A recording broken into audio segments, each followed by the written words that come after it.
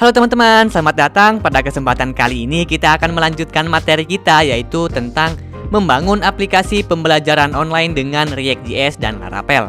Pada materi sebelumnya kita telah membuat yaitu layout page login admin.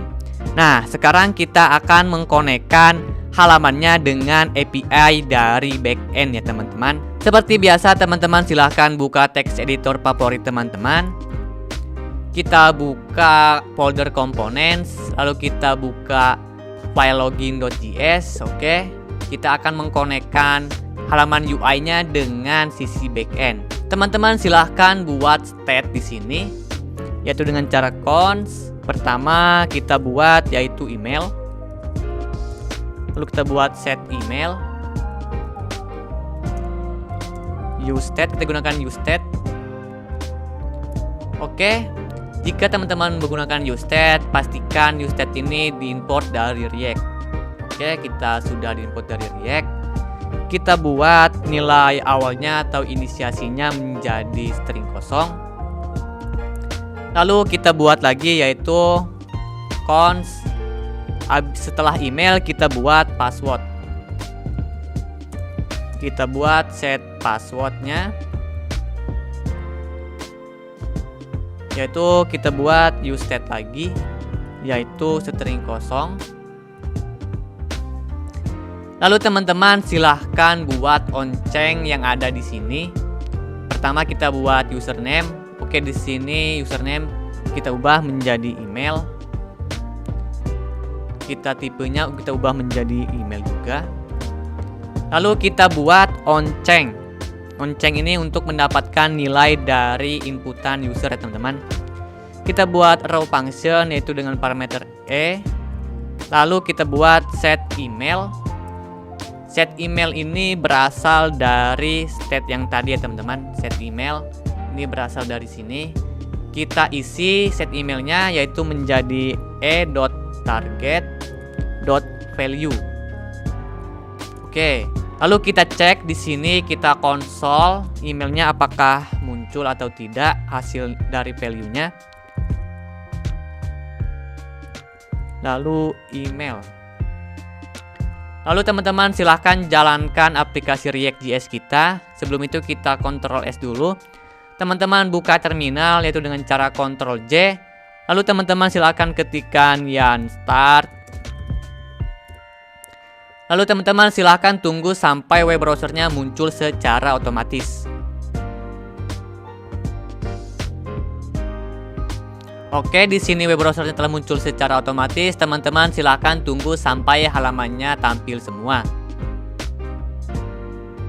Oke, di sini halamannya telah tampil semua. Kita ke routing login admin kita. Kita klik kanan, kita inspect. Lalu kita ke menu konsol di sini. Kita menu konsol.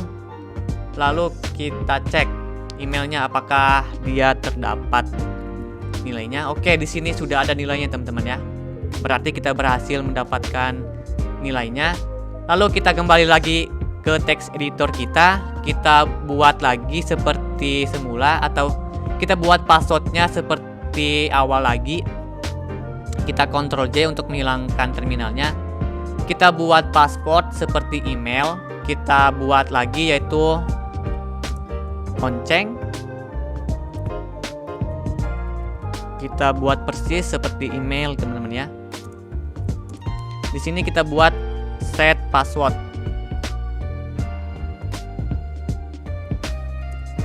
Kita buat lagi yaitu e.target.value. Oke, di sini tipenya kita gunakan menjadi password agar menjadi titik-titik itu teman-teman ya. Lalu teman-teman Ctrl S untuk menyimpan. Kita buat di sini password.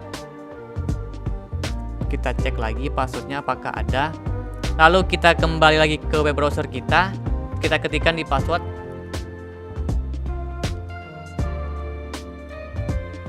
Oke, kita kembali lagi ke text editor kita. Ini ya teman-teman. Set password. Oke. kita Ctrl S, kita kembali lagi ke web browser kita refresh. Oke, lalu kita ketikkan lagi. Oke, kita telah berhasil mendapatkan value-nya. Kita kembali lagi ke text editor kita. Lalu teman-teman silahkan buat fungsi di tombol login, yaitu on click.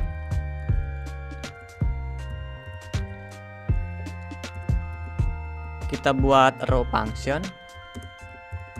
Kita buat fungsinya yaitu handle submit.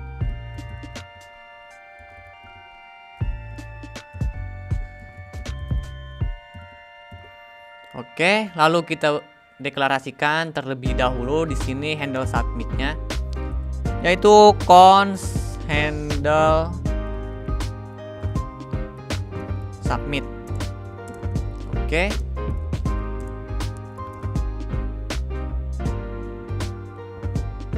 Jangan lupa kita buat di sini. Oke, di sini mengalami kesalahan teman-teman ya. On click seharusnya.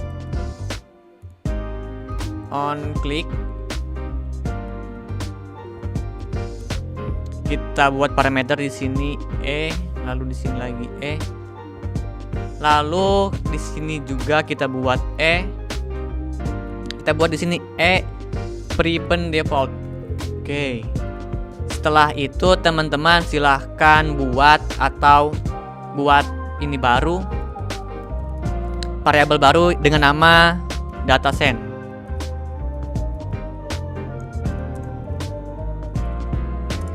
Kita buat objek yaitu email dan password. Oke. Kita buat kondisi di sini jika emailnya sama dengan kosong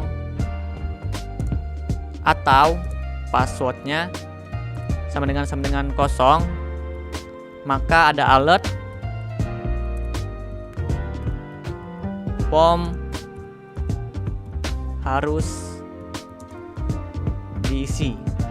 Oke. Jika else, maka dia akan menjalankan API-nya teman-teman ya, yaitu dengan cara fetch. Kita buat backtick, lalu kita panggil env yang ada di sini. Kita kopikan saja. Kita buat yaitu proses .env dan nama variabelnya, variabel dari environment-nya. Kita klik, kita pastekan. Oke. Lalu teman-teman silahkan buat di sini login user. Ini dari backend-nya teman-teman ya. Hasil dari backend-nya. Login user. Lalu kita buat di sini konfigurasinya. Metodenya yang digunakan yaitu post. Ini sesuai yang ada di backend-nya. Metodenya post.